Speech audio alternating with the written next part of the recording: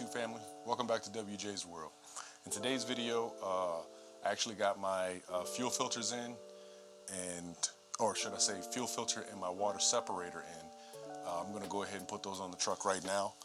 And a little update to what was going on with my Amazon Relay performance score.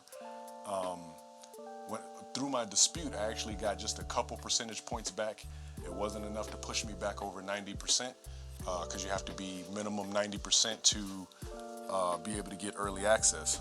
So I actually was able to find two loads last week in my area. They weren't the best paying, but I had to take them so I can boost my performance score back up. So as of this week, I think it was Tuesday, I was able to get a performance score back. So I've been seeing loads, but I don't know if it's just because we're not in peak season right now, but the loads are extremely slow right now. So I'm getting, when I go in there and I look, I'll see like a load or two, not like when Prime Day just happened and I was seeing 60, 70 loads. So right now it's just, when you see them, you got to jump on them because you might not see another one. So I'm actually in the process of filling out paperwork to get a dispatcher and factoring so I can actually hit the road. So I won't be hitting the road, nothing crazy. I'm not trying to travel across country, and I know you can make more money doing that, but that's just not my bag. I don't want to do all of that. So what I'm going to do is just travel regionally, the surrounding states. You know, I got a good amount of states and a good amount of loads to pick from around the surrounding states if I can find a good dispatcher that can find them. Right now, I guess I'll go up to the front. I'm sitting here in my messy shed, so I'll go up to the front and I was looking for some gloves because I don't want to put diesel all over my hands, but we'll go up to the truck and we'll go ahead and put this water separator and fuel filter on. As you can see, these filters are relatively easy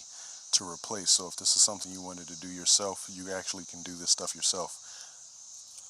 You basically take the electrical clip off this is the water separator.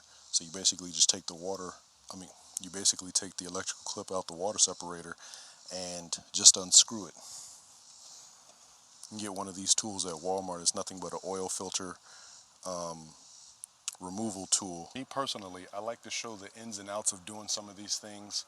Even if you're not a do-it-yourselfer like me, you know what it takes to do said project on your vehicle. When it comes to changing your when it comes to changing your fuel filters, you should change them every 10,000 to 25,000 miles. I'd be on the lower end of that just because it doesn't hurt. $50 to make sure your fuel is nice and clean when it goes into the engine is a headache averted. Another reason why I like to show this type of stuff is when you're dealing with mechanics. Let's say you're not a do-it-yourselfer like me, and a mechanic might tell you, well, it's going to take me X, Y, and Z to do this, and you need to go to the back of the line. And it's like, well, and then you're going to charge me however much they're going to charge for it. Basically to take one plug out, unscrew two items, put them back in and prime the system. You know, it's not a lot. Not that I'm trying to take away from what mechanics do, but we all know when you find a good mechanic, you keep them. Okay, so when it comes to changing your own fuel filter, most models do have some type of gasket that sits up in here. If you make sure that gasket is lubricated with diesel and make sure it's sitting in there properly, which this one I just pulled up, but this is the old one. But make sure it's sitting in its groove properly, which I did on the old one. You shouldn't have no problems. This takes about 25 foot-pounds of torque to tighten. That's a little bit stronger than hand tight. That's it. That's all you need to do, and this will work just fine. So looking at my fuel filter, it actually has a date on it, 7/2/19. So that was most likely the time when they actually changed this fuel filter, which means based on the miles that I had on this vehicle, that probably was well within the specs to being changed. But what kind of throws me off is that how rusty it is up here. When it comes to the fuel separator, I don't know what type of education people have on what these parts do, but I'm going to let you know that this piece on the bottom actually releases the water that's in your fuel, and you should change it. And that's why I said on my pre-trip inspection, you should be just making sure you don't have water in at least once a month. Diesel fuel is actually used as a lubricant in diesel engines.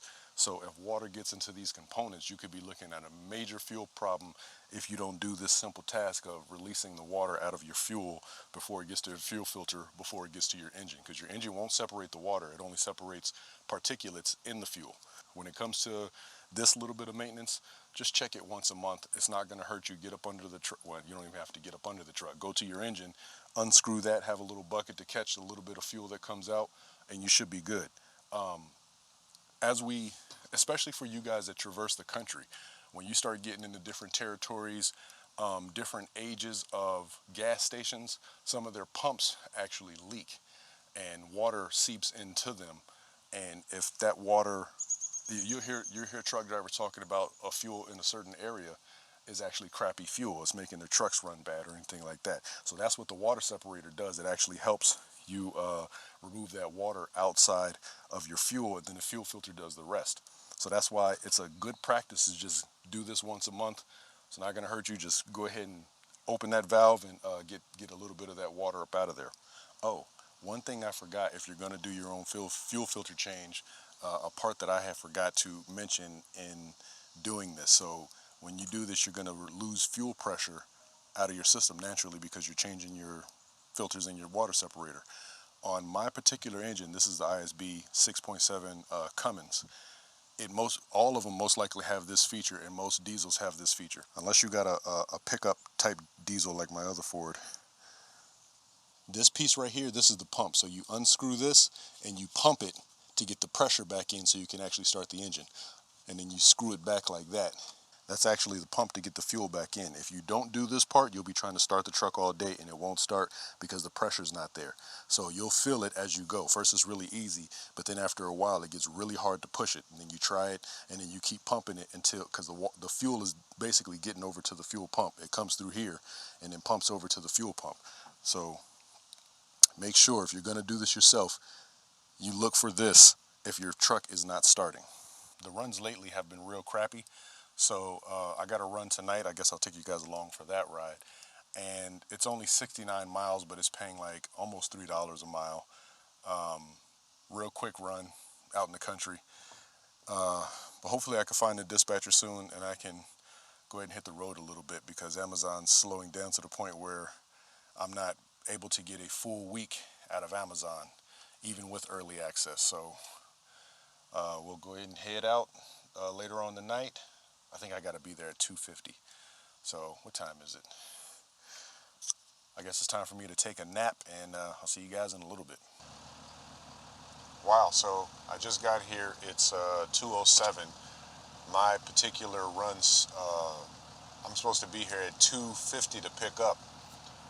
And that's why I like to get here early, just because of this right here. I haven't seen this in a while, though. And like I said, the loads have been kind of scarce in the past week or so, right before I had lost my my early access. But I haven't seen this in a while, so a couple trucks sitting here waiting. I'm probably like, I don't know, 8th or 9th in line. I don't know exactly what's going on up there, but usually when it got real busy, this is when you seen the trucks park way back here. But things might be about to look up because, you know, those government checks are about to start going out again for the child tax credit. So when those start going out, people are going to be buying again. Unfortunately, the American people, we do not save money. So being that we don't save money, it's going to be another opportunity for Amazon to make that money from us because, you know, people like to shop. So hopefully this doesn't take too long. Like I said, I'm about 50 minutes early, so it doesn't matter.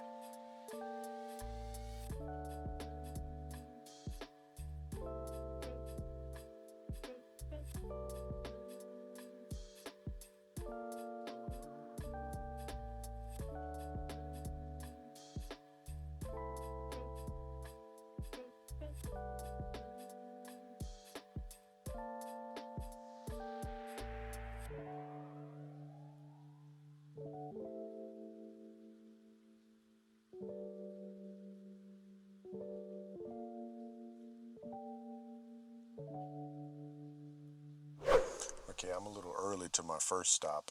There's another truck in front of me, but I'm kind of local, so it doesn't even really matter. I'm about, about an hour early.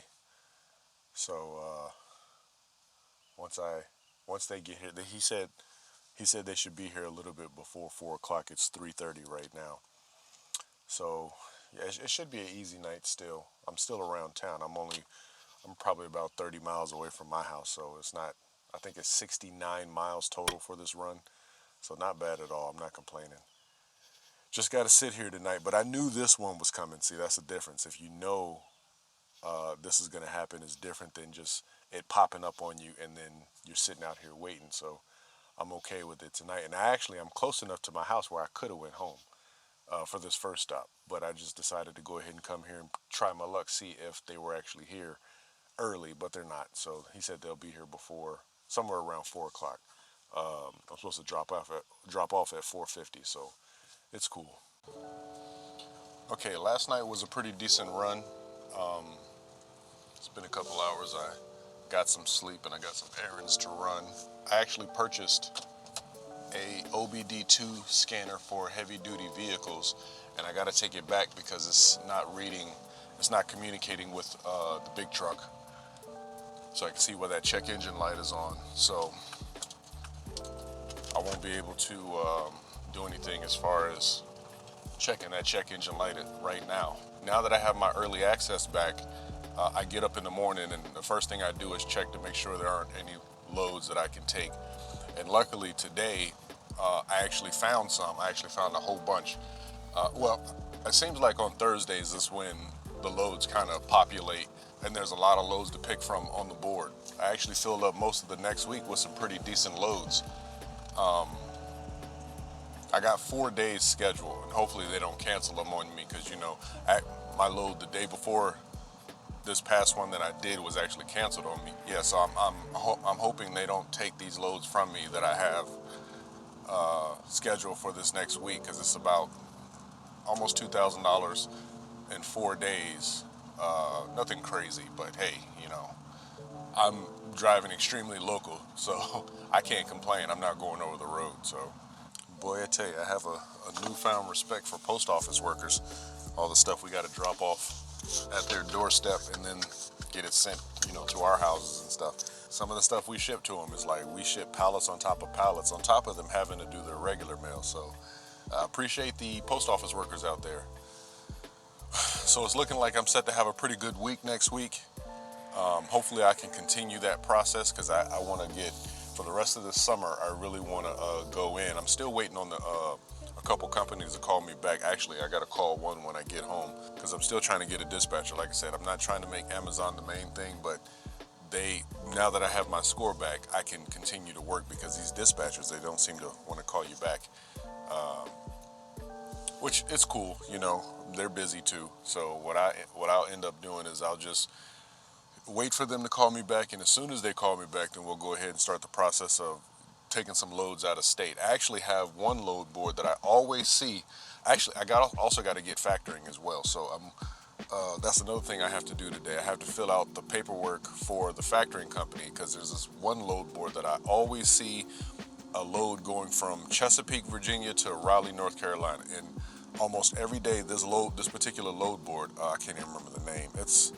I don't know how big it is or whatever, but they always email me with my criteria, and every other day they're sending me the exact same load. So this company might have the same load going, which would be something that I possibly can do during the day, or get somebody else during the day and not drive at night, so I can keep the truck on the road. But I think it's 190 miles, but it doesn't have a price on it. So within 190 miles, if I can get a decent rate for that, then that'll be pretty cool. One thing I did notice is more acceleration after changing my fuel filter and water separator. When I was driving last night, I haven't driven in the mountains yet. That'll be the real test. So next week I got to go to Charlottesville, Stanton area. So I got to drive in the mountains. And when I do that, that'll be the real test when I'm going up the hills. How much acceleration I have, but on regular roads loaded, I can feel the difference. And then after I changed the filters, I really felt the difference. I had a little bit more pep in the step of the truck, so that's pretty good. I'm thinking about going live. I'll do a video directly about going live because I really would like to chat with some of you guys. I'm getting enough audience to where I actually have enough people that might want to come through and talk. So I'm going to set up something, and I'll do a video on it in particular because I want to make sure whoever's going to see it, this is going to be at the end of the video. People don't usually watch the end of the video, and I'm the same way, but I want to do a video specifically about this because I want to be able to chat with people. So I'll do a video where I'm going to put this announcement out to where if people want to come through and talk about whatever, it can be about box trucks, it can be about whatever, but that's something I really want to do. So I'll go ahead and start getting the things that I want to get together for that because I want to actually have a phone number for people to call. Until I get that up and running, I guess that's it for this video. Remember, be the change you want to see. I'll see you guys in the next video. Peace.